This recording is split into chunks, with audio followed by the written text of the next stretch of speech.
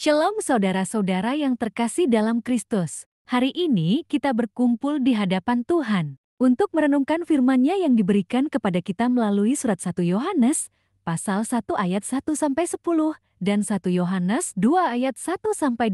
Firman ini mengajak kita untuk memahami kebenaran bahwa kita hidup di dalam terang. Mari kita memperhatikan dengan seksama pesan yang terkandung di dalamnya.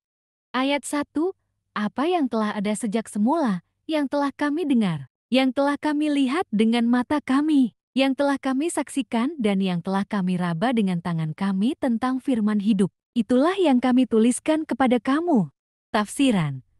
Ayat ini menggambarkan pengalaman langsung para rasul bersama Yesus Kristus, yang mereka dengar, lihat, dan sentuh. Ini menegaskan bahwa pesan mereka adalah otentik dan berakar dalam pengalaman pribadi mereka dengan Kristus.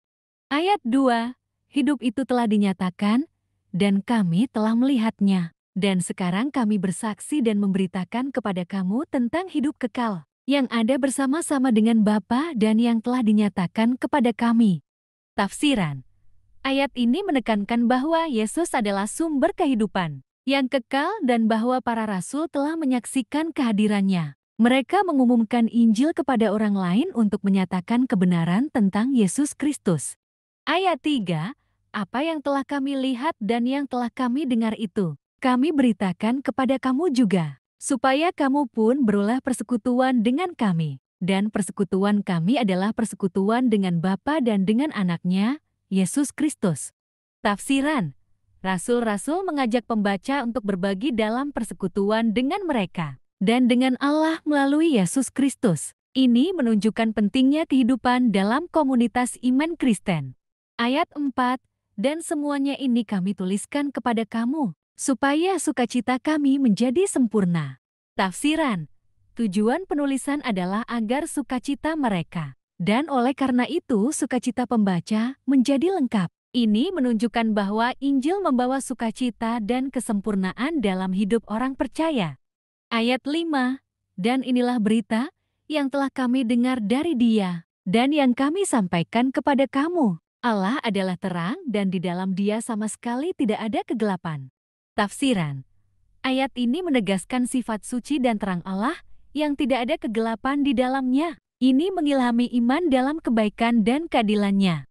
Ayat 6, jika kita katakan bahwa kita beroleh persekutuan dengan Dia, namun kita hidup di dalam kegelapan, kita berdusta dan kita tidak melakukan kebenaran. Tafsiran. Ayat ini menegaskan bahwa klaim untuk memiliki persekutuan dengan Allah tidak konsisten dengan hidup dalam dosa atau kegelapan. Ini menekankan pentingnya kesetiaan dalam hidup orang percaya. Ayat 7, tetapi jika kita hidup di dalam terang sama seperti Dia ada di dalam terang, maka kita beroleh persekutuan seorang dengan yang lain, dan darah Yesus, Anaknya itu, menyucikan kita daripada segala dosa. Tafsiran.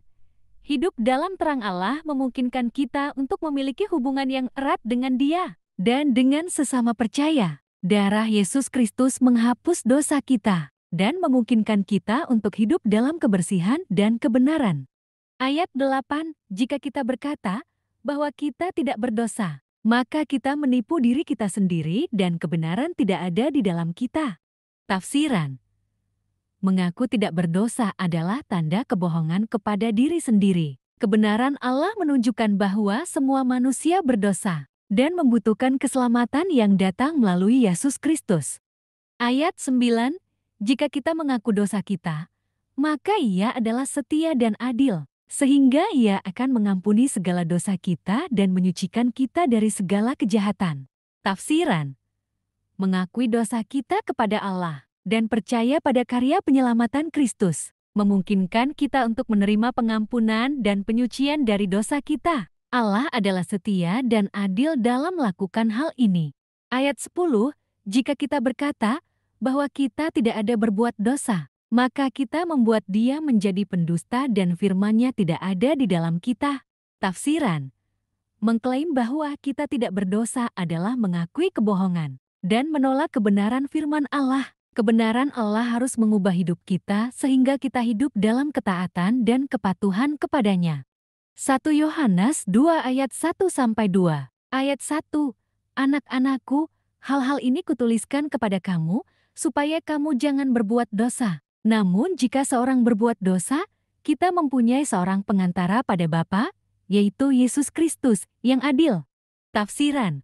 Rasul Yohanes menulis surat ini untuk mengingatkan orang percaya agar tidak berdosa. Namun, jika seseorang berdosa, mereka memiliki pengantara dalam Yesus Kristus yang membela mereka di hadapan Bapa. Ayat 2, dan ia adalah pendamaian untuk segala dosa kita, dan bukan untuk dosa kita saja, tetapi juga untuk dosa seluruh dunia. Tafsiran.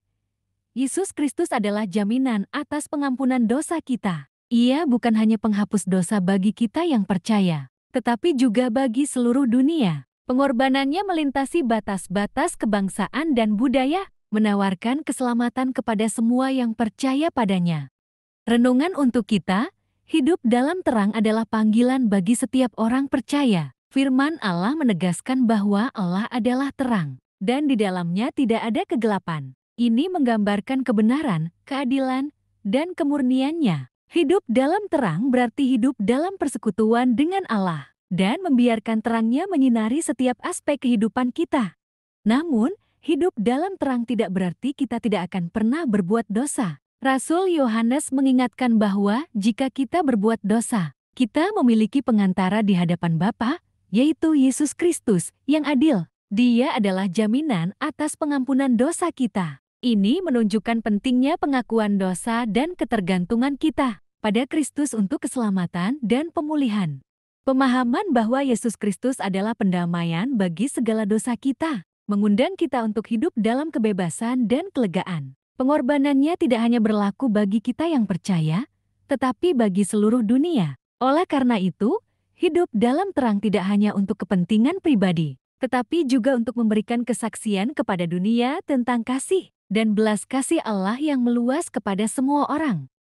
Sebagai orang percaya, panggilan kita adalah untuk hidup sebagai saksi-saksi terang Kristus di dunia yang gelap. Dalam setiap tindakan dan perkataan kita dipanggil untuk mencerminkan terangnya kepada orang lain, mengundang mereka untuk mengenal dan mengalami kasih-Nya yang luar biasa. Dengan hidup dalam terang Kristus, kita dapat memancarkan pengampunan, keadilan, dan kasih kepada dunia yang sangat membutuhkannya.